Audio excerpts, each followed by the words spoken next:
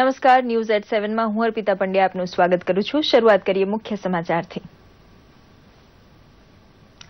સૌરાષ્ટ્રના 115 ડેમોને સિંચાઈ માટે નર્મદાના પાણીથી ભરવા માટેની સૌની યોજના ગુજરાત સરકારની સર્વોચ્ચ અગ્રિમતા હોવાનું જણાવતા મુખ્યમંત્રી વિજય રૂપાણી યોજનાનું 40% કામ પૂરું, 40%ના ટેન્ડર અપાયા.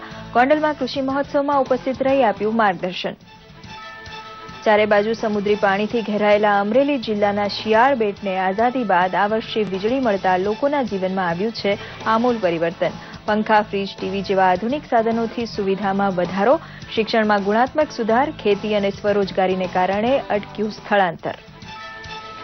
ગુજરાત પોલીસનો ડિજિટલ ચહેરો. ગાંધીનગર પોલીસ દ્વારા 100 નંબરને અત્યાધુનિક ટેકનિક સાથે જોડતા નાગરિકની મદદ માટે હવે ખૂબ ઝડપથી 5 થી 7 મિનિટમાં જ પહોંચી શકશે પોલીસ. પ્રજાની સલામતી સુનિશ્ચિત કરવા દરેક 4 રસ્તે લગાવાયા છે સીસીટીવી કેમેરા. નર્મદા જિલ્લાના પોઈચા ખાતેની નર્મદા નદીમાં રાજપીપળાના 3 કિશોરો ડૂબ્યા. પોલીસ અને સ્થાનિક તરવૈયાઓની શોધખોળમાં 2ના મૃતદેહ મળ્યા, અન્ય 1ની શોધ ચાલુ. નદીમાં નહાવા પડ્યા ત્યારે પ્રવાહમાં તણાતા સર્જાઈ દુર્ઘટના. શિક્ષણ અને આરોગ્ય સેવાઓ થશે સસ્તી, બંને જીએસટીના વ્યાપમાંથી મુક્ત. શ્રીનગરમાં કાઉન્સિલની બેઠકના અંતે નાણામંત્રીએ કરી જાહેરાત. પરિવહન સેવાઓ પર 5% કર, નોન એસી હોટલો પર 12%, એસી રેસ્ટોરન્ટ પર 18%, જ્યારે લક્ઝરી રેસ્ટોરન્ટ પર 28% કર નિશ્ચિત. જીએસટી માટે 5%, 12%, 18% અને 28%ના સ્લેબ પર સહમતિ. મનોરંજન કરનો સેવા કરમાં વિલય. સેવા ક્ષેત્રની યાદી 3જી જૂનની કાઉન્સિલ બેઠકમાં કરાશે જાહેર. જીએસટી ગ્રાહક અનુકૂળ હોવાનું જણાવતા જેટલી. કોલસા ખાણ ફાળવણી કૌભાંડમાં દિલ્હીની અદાલતે પૂર્વ કોલસા સચિવ એચસી ગુપ્તાને જાહેર કર્યા દોષિત. વરિષ્ઠ લોકસેવક કેએસ ક્રોફા અને તત્કાલીન નિદેશક કેસી સમારિયા પણ દોષિત કરાર. સીએ અમિત ગોયલ નિર્દોષ. સમાચાર વિગતવાર જોઈએ. નાણામંત્રી અરુણ જેટલીએ જીએસટી કાઉન્સિલની બેઠક બાદ શ્રીનગરમાં પત્રકાર પરિષદને સંબોધી હતી. સર્વિસ સેક્ટરમાં જીએસટીના 5%, 12%, 18% અને 28%ના દર નક્કી કરવામાં આવ્યા હતા.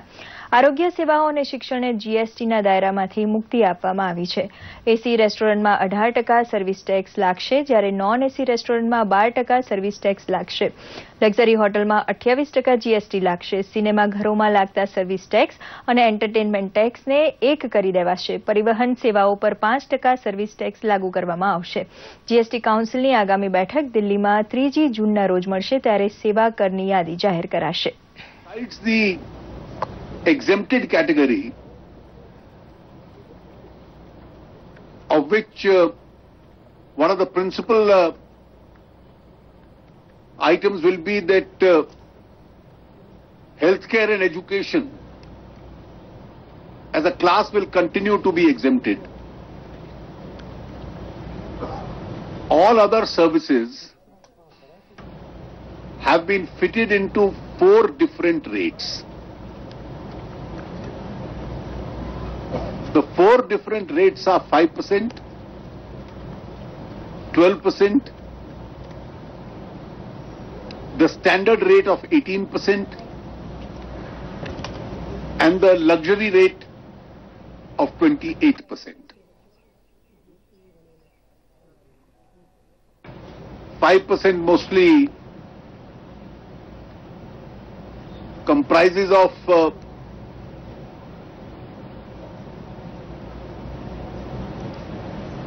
transport services. There are some transport services like services in the railways in the lowest categories which are exempted. Goods transport, road transport, air transport and air-conditioned railway transport, these have been kept in 5% category, a lower category, because their main input is petroleum products. And since petroleum is outside the GST, those paying service tax will not be able to take the benefit of input credit. So they have been given the lowest rate. પ્રધાનમંત્રી નરેન્દ્ર મોદીએ આજે doctor M S. Swaminathan પર લખાયેલ પુસ્તક 50 years of green રિવોલ્યુશનનું 2 ભાગનું વિમોચન કર્યું હતું. આ પુસ્તક પી.સી. કેશવને લખ્યું છે. પ્રધાનમંત્રી નિવાસ ખાતે યોજાયેલા કાર્યક્રમમાં પ્રધાનમંત્રીએ જણાવ્યું હતું કે તેઓ ગુજરાતમાં મુખ્યમંત્રી હતા ત્યારે તેમની મુલાકાત સ્વામીનાથન સાથે થઈ હતી અને ત્યારે સોઇલ હેલ્થ કાર્ડ અભિયાનનો આરંભ કર્યો હતો. સ્વામીનાથન હરિત ક્રાંતિના જનક તરીકે ઓળખાય છે. પ્રધાનમંત્રીએ હરિત ક્રાંતિ આપણા દેશનું લક્ષ્ય હોવાનું જણાવ્યું હતું. તેમણે સરકારે ખેડૂતોના હિતમાં લીધેલા પગલાં વિશે, પ્રધાનમંત્રી પાક વીમા યોજના, પ્રધાનમંત્રી સિંચાઈ યોજના, સોઇલ મેનેજમેન્ટ વિશે તેમજ પાણીના યોગ્ય ઉપયોગ અને નદીઓના પ્રદૂષણને અટકાવવા વિશે જણાવ્યું હતું.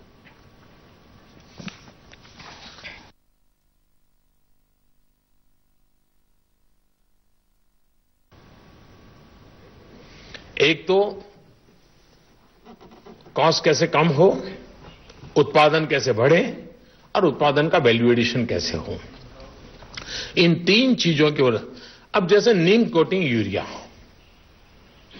अब कोई आसमान से टपका हुआ कोई विज्ञान नहीं था, लेकिन हम इन चीजों को लागू करना महत्व नहीं देते थे.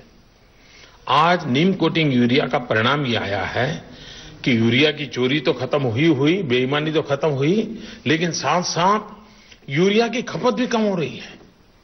और तुरंत नजर में आया है गेहूं और चावल के उत्पादन बढ़ा है.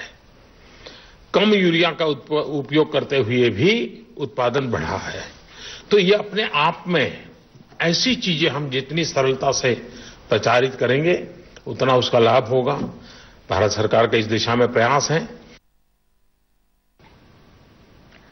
કોલસાની ખાણોની ફાળવણીના કૌભાંડમાં દિલ્હીની પટિયાલા હાઉસ કોર્ટે પૂર્વ કોલસા સચિવ એચ.સી. ગુપ્તાને દોષિત જાહેર કર્યા છે. કોર્ટે આ કેસમાં વરિષ્ઠ લોકસેવક કે.એસ. ક્રોફા અને કોલસા મંત્રાલયના તત્કાલીન નિદેશક કે.સી. સામરિયાને પણ દોષિત ગણાવ્યા છે. આ કૌભાંડના આરોપી સી.એ. અમિત ગોયલને કોર્ટે તમામ કેસમાં નિર્દોષ જાહેર કર્યા છે.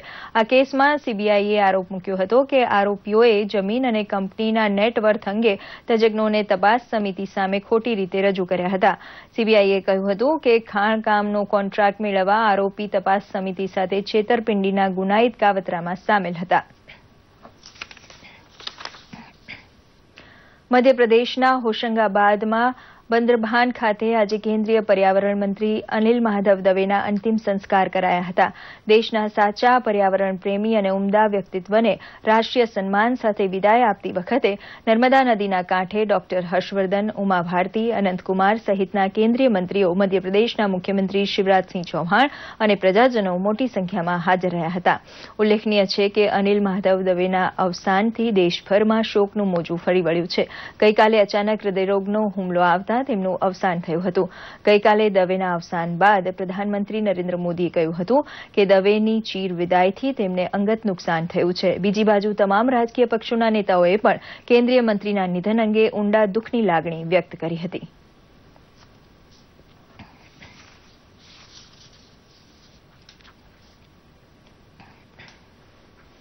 કેન્દ્રીય ઉર્જા અને કોલસા મંત્રી પિયુષ ગોયલે આજે દિલ્હીમાં દીનદયાળ ઉપાધ્યાય ગ્રામજ્યોતિ યોજનાની માહિતી આપી હતી. તેમણે કહ્યું હતું કે દેશના છેવાડાના માણસને પણ પરવડે એવા દરે વીજળી આપવી એ કેન્દ્ર સરકારનું લક્ષ્યાંક છે. તેમણે જણાવ્યું કે 15 મે 2017 સુધીમાં 13,469 ગામોનું વિદ્યુતીકરણ થયું છે. આ પત્રકાર પરિષદનું ઘણા શહેરોમાં પીઆઈબી દ્વારા જીવંત પ્રસારણ જે તે શહેરના પત્રકારો માટે કરાયું હતું. અમદાવાદમાં પણ પત્રકારોએ આ પ્રસારણ નિહાળીને મંત્રી શ્રી સાથે સવાલ જવાબ કર્યા હતા. ઉલ્લેખનીય છે કે શ્રી ગોયલે જણાવ્યું હતું કે ગ્રામજ્યોતિ યોજના અંતર્ગત ગુજરાતમાં નાના અને છેવાડાના માનવી સુધી વીજળી પહોંચાડવામાં આવશે, જેથી ગ્રામીણ વિસ્તારમાં રહેતા લોકોની જીવનશૈલીમાં પરિવર્તનની સાથે એમનો સામાજિક આર્થિક વિકાસ થઈ શકે. તેમણે વધુમાં જણાવ્યું હતું કે સરકાર દ્વારા અંતરિયાળ ગામમાં સોલર સિસ્ટમ દ્વારા પણ વીજળી પહોંચાડવાનું કાર્ય કરવામાં આવે છે. ગુજરાતના અમરેલીના શિયાળ બેટને આખરે વીજ જોડાણ મળી ગયું. સ્વતંત્રતાને આટલા વર્ષોના વહાણા વીતી ગયા બાદ શિયાળ બેટને વીજ જોડાણ મળ્યું છે. આ કાર્ય અતિ મુશ્કેલ હતું કારણ કે દરિયાના પેટાળમાં 6 કિલોમીટર જેટલો કેબલ ખેંચીને શિયાળ બેટને વીજ પ્રવાહ આપવાનો હતો. હવે અહીં રહેતા 5,000 લોકોને જાણે જીવન જીવતા હોય તેવી અનુભૂતિ થઈ રહી છે.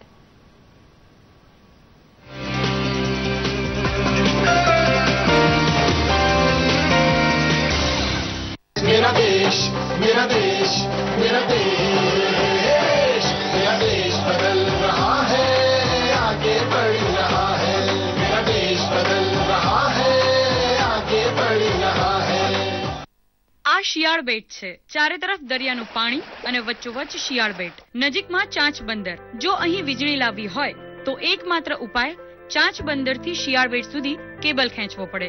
અત્યંત દુષ્કર ગણાતા આ કામની શરૂઆત તો 10 વર્ષ પહેલા થઈ ગઈ હતી, જ્યારે નરેન્દ્ર મોદી તત્કાલીન મુખ્યમંત્રી હતા. જો કે 8 વર્ષની તનતોડ મહેનત બાદ આખરે દરિયામાં કેબલની કામગીરી પૂર્ણ થઈ અને શિયાળ બેટ રોશનીથી ઝળહળતું થયું. એટલે બહુ જ કરંટ વાળો દરિયો છે. આ કામ ઘણું ડિફિકલ્ટ હતું. એમાં મેં ચંચ બંદરથી આ લાઈન લીધી. 6.5 કિલોમીટરની 4 લાઈન, એટલે ટોટલ 26.5 કિલોમીટરની આ લાઈન છે. અને એ એકચ્યુઅલી એ ડિફિકલ્ટ એટલે થઈ જાય છે કે એને પાઇપમાં પરોવીને કરવાનું છે. એટલે 6 કિલોમીટર પાઇપ એને તરાઈ અને એને નીચે સિંક કરવી એ એક ચેલેન્જેબલ ટાસ્ક થઈ જાય છે.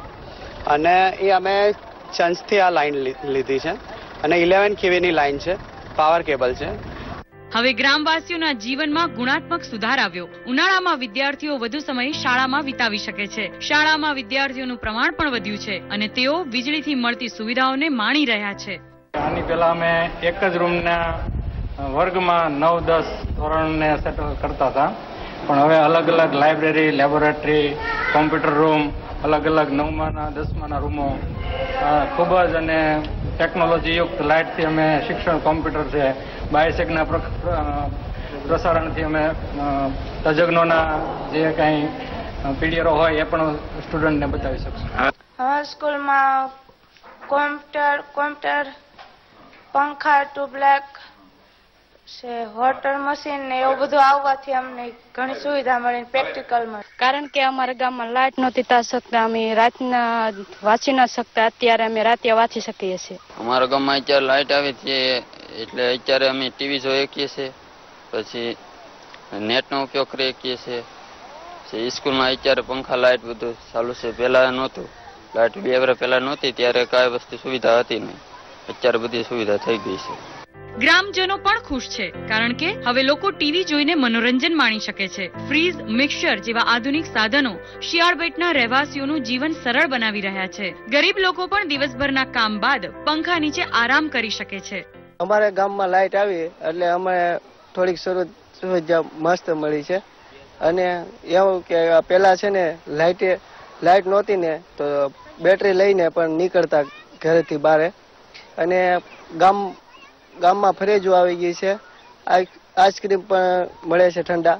કે અમારા ગામના ડોસા હતા ને એને પણ ખબર નહોતી કે લાઇટ આવવાની છે કે નહીં. એ પણ ડોસાને પણ જોવા મળ્યું કે લાઇટ આવી ગઈ છે અમારા ગામમાં. શિયાળ બેટના રહેવાસીઓ માટે બોટ જ અવરજવરનું સાધન છે. હવે જો આ બોટને રિપેર કરવી હોય કે વેલ્ડિંગ કરાવવું હોય તો તે હવે સરળ બની ગયું છે. ગ્રામવાસીઓને લાગી રહ્યું છે કે નવી રોજગારી અને સ્વરોજગારીની તકો એમનું જીવન બદલી નાખશે. લાઇટ આવવાથી ફિશરમેનોને મોટા પ્રમાણમાં ફાયદો થવાનો કે જ્યાંથી જાફરાબાદ છે, નવા બંદર છે, સીમર છે, જ્યાં ત્યાં અમારે રખડવું પડતું એની જગ્યાએ થાય થઈ અને શિયાળ બેટની અંદર બરફના કારખાના, ઘરઘંટીઓ, બેન્ચા એવી તમામ સુવિધા ગામને લગતી ઉપલબ્ધ થઈ શકશે. અગાઉ જ્યારે અહીં વીજ જોડાણ ન હતું ત્યારે ગામના ચોથા ભાગના લોકો રોજગારી મેળવવા માટે સ્થળાંતર કરી જતા હતા, પરંતુ હવે સ્થિતિ બદલાઈ ગઈ છે. જ્યારે દૂરદર્શનની ટીમે ગામની મુલાકાત લીધી ત્યારે મોટા ભાગના ગામ લોકો શિયાળ બેટમાં જ હતા. તેઓ હવે માછીમારીની સાથે સાથે રીંગણા જેવા રોકડિયા પાકો લઈને વધુ કમાણી કરી રહ્યા છે.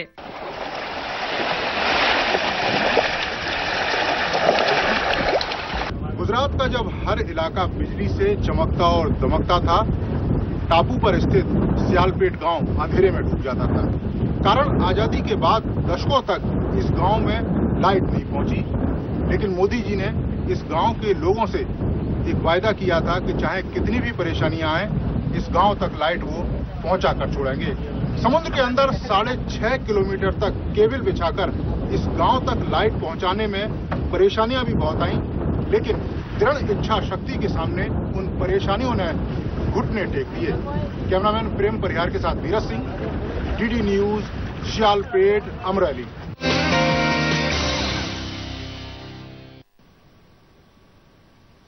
ગોંડલ માર્કેટ યાર્ડ ખાતે મુખ્યમંત્રી વિજય રૂપાણીએ રાજકોટ અને મોરબી જિલ્લાના સંયુક્ત કૃષિ મહોત્સવનો પ્રારંભ કરાવ્યો હતો. આ કૃષિ મહોત્સવમાં કેન્દ્રીય મંત્રી મનસુખભાઈ માંડવિયા, કેન્દ્રીય ગ્રામ વિકાસ રાજ્યમંત્રી રાજા કૃપાલ યાદવ, રાજ્યના કૃષિમંત્રી ચીમનભાઈ સાભરિયા, મંત્રી જયેશભાઈ રાદડિયા, પ્રદેશ પ્રમુખ જીતુભાઈ વાઘાણી, સાંસદો, ધારાસભ્યો સહિત મોટી સંખ્યામાં ખેડૂતો હાજર રહ્યા હતા. મુખ્યમંત્રીએ આ પ્રસંગે પાણીને લઈને સૌરાષ્ટ્રના ખેડૂતો પરેશાન નહીં થાય તેવી હૈયાધારણ આપતા 1.25 લાખ કૃષિ વીજ જોડાણો તાત્કાલિક મંજૂર કરવા ખાતરી આપી હતી. 2013 સુધીના પેન્ડિંગ વીજ જોડાણ 2017 સુધીમાં પૂર્ણ કરવા મુખ્યમંત્રીએ અધિકારીઓને આદેશ આપ્યા હતા. મુખ્યમંત્રીના હસ્તે લાભાર્થીઓને સહાય યોજનાના ચેક વિતરિત કરાયા હતા. મુખ્યમંત્રીએ આ પ્રસંગે સૌની યોજનાથી સૌરાષ્ટ્રના 115 જળાશયો સત્વરે ભરવા રાજ્ય સરકારની પ્રતિબદ્ધતા દોહરાવી હતી અને જણાવ્યું હતું કે અત્યાર સુધીમાં 40% કાર્ય પૂર્ણ થયું છે. ટોપ પ્રાયોરિટીમાં આ કામને હાથમાં લીધું છે. અત્યાર સુધીમાં લગભગ 40% કામ પૂરું થયું છે. બીજું 40%ના ટેન્ડરો ફાઇનલાઇઝ થઈ ગયા છે, વર્ક ઓર્ડર અપાઈ ગયા છે અને કામ ત્વરિત ચાલે છે. 115 ડેમો એ નર્મદા સાથે કનેક્ટ કરીને એ પાણી ડેમમાં આવે અને અહીંના સૌરાષ્ટ્રના ડેમો ઓછા વરસાદને કારણે ભરાતા નથી. એ ડેમોમાં પાણી ભરાય અને સિંચાઈ માટે લોકોને આપવામાં આવે. પીવાના પાણીનો દુકાળી ભૂતકાળ થઈ ગયો છે. હવે સિંચાઈના પાણીનો દુકાળ એ કાયમ માટે ભૂતકાળ બને એ માટે સરકાર આગળ વધી રહી છે. મુખ્યમંત્રી વિજયભાઈ રૂપાણીએ આજે રાજકોટની મુલાકાત લીધી હતી. સ્થાનકવાસી જૈન સંઘના દર્શન કર્યા બાદ તેમણે રેસકોર્સ મેદાન ખાતે પંચનાથ ટ્રસ્ટ દ્વારા નિર્માણ પામનાર હોસ્પિટલના લાભાર્થે યોજાઈ રહેલી ભગવત કથામાં પણ હાજરી આપી હતી. આ પ્રસંગે તેમણે જણાવ્યું હતું કે આગામી માસમાં સૌની યોજના હેઠળ નર્મદા નીરથી આજી ડેમ ભરવામાં આવશે ત્યારે તેના લોકાર્પણ અને નવા એરપોર્ટના ખાતમુહૂર્ત માટે વડાપ્રધાન નરેન્દ્ર મોદી આવે તેવી શક્યતા છે.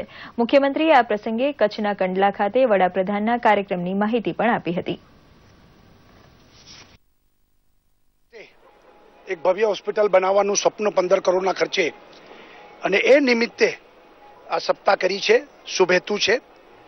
ભગવાન એમની બધાની મનોકામનાઓ પૂરી કરે એવી શુભેચ્છા પાડું. માન્ય વડાપ્રધાન શ્રી 2 દિવસ ગુજરાત આવી રહ્યા છે. 22-23 સીધા કચ્છમાં ઉતરશે. કંડલા પોર્ટ ટ્રસ્ટમાં એક કાર્યક્રમ છે બપોરે 3 વાગે. પછી 4:30 વાગે ભચાઉ ખાતે નર્મદાની પાણીના વધામણાનો કાર્યક્રમ છે. સાંજે અમદાવાદમાં ભવ્ય સ્વાગત થશે. સવારે આફ્રિકન ડેવલપમેન્ટ બેંક એમના અધિવેશનમાં મહાત્મા મંદિરમાં ભાગ લેશે અને બપોરે ભોજન પછી ત્યાં આફ્રિકાના અલગ અલગ રાષ્ટ્રના વડાઓને મળીને એ દિલ્હી જશે. નર્મદા જિલ્લાના પોઈચા ખાતે આજે નર્મદા નદીમાં નહાવા પડેલા રાજપીપળાના 3 કિશોરો ડૂબી જતા શોધખોળ કરાતા 2 કિશોરની લાશ મળી આવી હતી. નર્મદા પોલીસના સાગર રક્ષક દળના જવાનોએ ત્રીજા કિશોરની શોધખોળની કામગીરી હાથ ધરી છે. દેવી પૂજક સમાજના લોકો નર્મદાના ત્રિવેણી સંગમ ખાતે ભેંસાસુર દાદાના મંદિરે બાધા પૂરી કરવા ગયા હતા ત્યારે આ 3 કિશોરો નદીમાં નહાવા પડતા વહેણના તણાયા હતા અને રાજપીપળાના પીએસઆઈ SF શેખે જણાવ્યું હતું કે તંત્ર દ્વારા અવારનવાર ઊંડા પાણીમાં નહાવા જવા પર પ્રતિબંધ મૂકેલ છે તેમ છતાં સૂચનાઓને અવગણીને પાણીમાં નહાવા જતા લોકો જીવ ગુમાવે છે. સાગર સગદના છોકરાઓએ અંદર પાણીમાં ડૂબકીઓ મારી 2 છોકરાઓની લાશને તાત્કાલિક ખોળી નાખી અને બહાર કાઢેલ છે અને એકની લાશ અંદર પાણીમાં છે એની તપાસ ચાલુ છે અને શોધખોળ ચાલુ છે. અલગ અલગ 15-16 વર્ષની આસપાસના છે 3 છોકરાઓ. એક 13 વર્ષનો છે, એક 15 વર્ષનો છે અને એક 16 વર્ષનો છે અને એ રાજપીપળા દશા માતાના મંદિર પાસે પાછળ નવા ફળિયાના રહેવાસી છે. અમારી ટીમ સાગર રક્ષક દળ ને તૈયારીમાં ખોળ ચાલુ કરી 7 મિનિટની અંદર અમે 2 છોકરાઓને કાઢીને ને હવે એક લાશ બાકી છે એક છોકરાની તે હવે તૈયારી છે ખોળવાની. શોધખોળ ચાલુ છે. આજે દેશ જ્યારે ડિજિટલ ઇન્ડિયા તરફ આગળ વધી રહ્યો છે ત્યારે ગુજરાત પોલીસ પણ તેમાં મહત્વની ભૂમિકા ભજવી રહી છે. ગાંધીનગર પોલીસે એવી વ્યવસ્થા ગોઠવી છે કે લોકો 100 નંબર પર ફોન કરતા જ પોલીસ જે તે સ્થળે 5 થી 7 મિનિટમાં પહોંચી જાય છે અને સુરક્ષાની દ્રષ્ટિએ ચારે બાજુ CCTV કેમેરા પણ લગાવવામાં આવ્યા છે. જોઈએ એક રિપોર્ટ.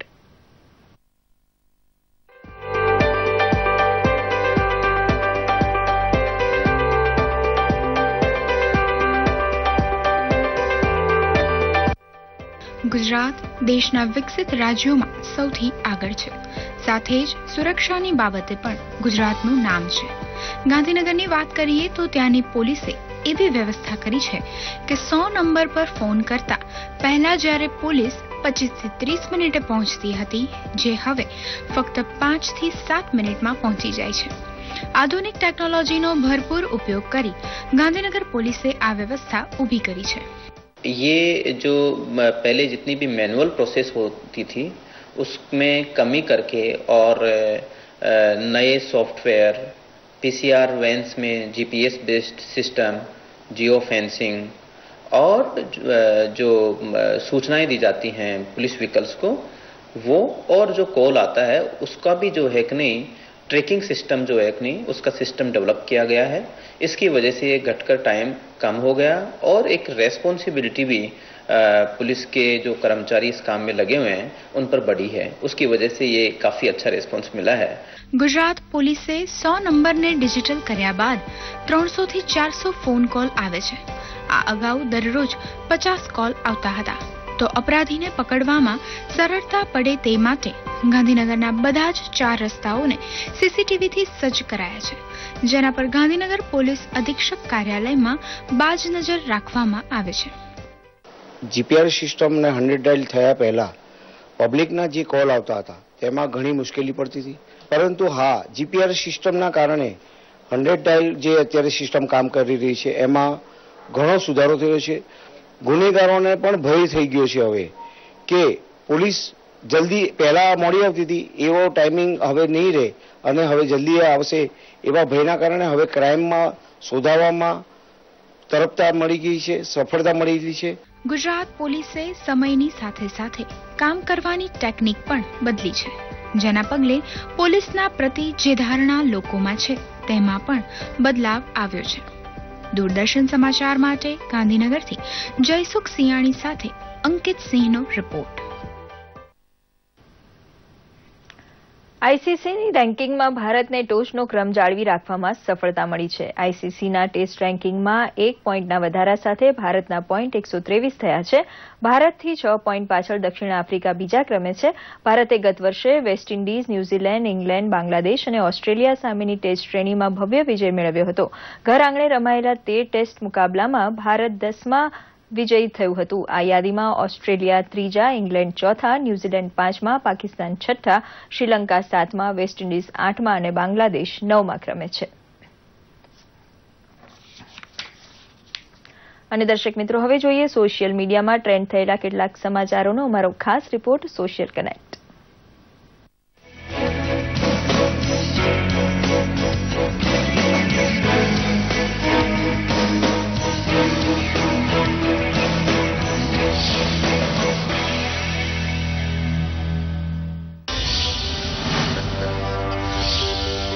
સચિન તેંડુલકરના જીવન પર આધારિત આગામી ફિલ્મ સચિન અ બિલિયન ડ્રીમરને લઈને માસ્ટર બ્લાસ્ટર સચિન તેંડુલકરે પીએમ મોદી સાથે મુલાકાત કરી. સચિન તેંડુલકરે ટ્વીટ કરતા કહ્યું છે કે તેમણે ફિલ્મને લઈને પીએમ મોદી સાથે ચર્ચા કરી અને આશીર્વાદ મેળવ્યા. તો પ્રધાનમંત્રી નરેન્દ્ર મોદીએ પણ ટ્વીટ કરી લખ્યું છે કે સચિન તેંડુલકરના જિંદગીની દરેક ઘટના ભારતીય માટે ગૌરવદાયક છે. આ સાથે જ 125 કરોડ ભારતીયોને તેમની જિંદગીથી પ્રેરણા મળશે. પ્રધાનમંત્રીના બેટી બચાવો બેટી પઢાવોના સૂત્રને કરાયું ચરિતાર્થ. ગુજરાત સરકારના મહિલા અને બાળ કલ્યાણ રાજ્યમંત્રી નિર્મલા વાધવાણીએ ટ્વીટ કર્યું છે કે મહેસાણા ગાંધીનગરના સંયુક્ત કૃષિ મેળામાં ઉપસ્થિત 25,950 લોકોએ બેટી બચાવો બેટી પઢાઓને ચરિતાર્થ કરતા શપથ લીધા, જેને Guinness book of world records દ્વારા નોંધ લેવાઈ છે. દરેક વ્યક્તિનું પોતાના ઘરનું સ્વપ્ન પૂરું થાય તે માટે સમગ્ર દેશમાં પ્રધાનમંત્રી આવાસ યોજના ચાલે છે. ત્યારે લુણાવાડામાં ગરીબ અને મધ્યમ વર્ગના પરિવારોને તેમના ઘરનું સ્વપ્ન સાકાર થયું. રાજ્ય સરકારના પર્યાવરણ અને વન વિભાગ મંત્રી ગણપત વસાવાએ પીએમ આવાસ યોજનાની ફાળવણી કરી હતી, જેની જાણકારી ફોટોગ્રાફ્સ સાથે પોતાના ટ્વિટર પર શેર કરી છે. બોલીવુડ અભિનેતા અમિતાભ બચ્ચન અને ઋષિ કપૂર 3 દાયકા બાદ ફિલ્મ ડિરેક્ટર ઉમેશ શુક્લાની ફિલ્મ 102 નોટ આઉટમાં એક સાથે જોવા મળશે. ઉમેશ શુક્લાએ પોતાના ટ્વિટર પર આ અંગેની ફોટો પોસ્ટ કરી છે. તેમણે લખ્યું છે કે આ ફિલ્મમાં અમિતાભ 102 વર્ષના પિતાના રોલમાં અને ઋષિ કપૂર 75 વર્ષના પુત્રના રોલમાં જોવા મળશે, જેમના નામ ગુજરાતના લોકપ્રિય નાટ્યલેખક અને કવિ સૌમ્ય જોશીના નાટક પર આધારિત હશે. કેટલાક તડકા કેટલા આકરા હોય છે. ઘઉંની ગુણ ઉપાડતા મજૂરનું અછાંદસ કાવ્ય છે. કેટલાક તડકા કેટલા આકરા હોય છે. એ કેટલાક તડકા કેટલા આકરા હોય છે કે ભેંસ સ્થિતપ્રજ્ઞ, મોઢા પર માખ બેસે તો બેસવા દે. એના આંચળની દોલતથી ગેમરિયો માલદાર થઈ ગયો. પ્રવીણભાઈનું કોલેસ્ટ્રોલ વધી ગયું. કાનુડાએ મટકી ફોડી. રમાકાકી મેરવણ માંગવા આયા. ગોમટેશ્વર ના આયા.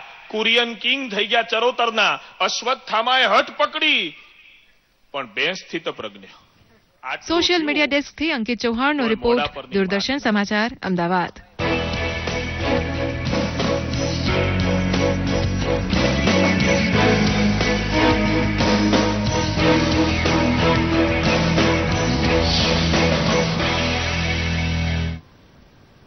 તો આ સાથે ન્યૂઝ એટ 7 સમાપ્ત કરીએ છીએ. નમસ્કાર.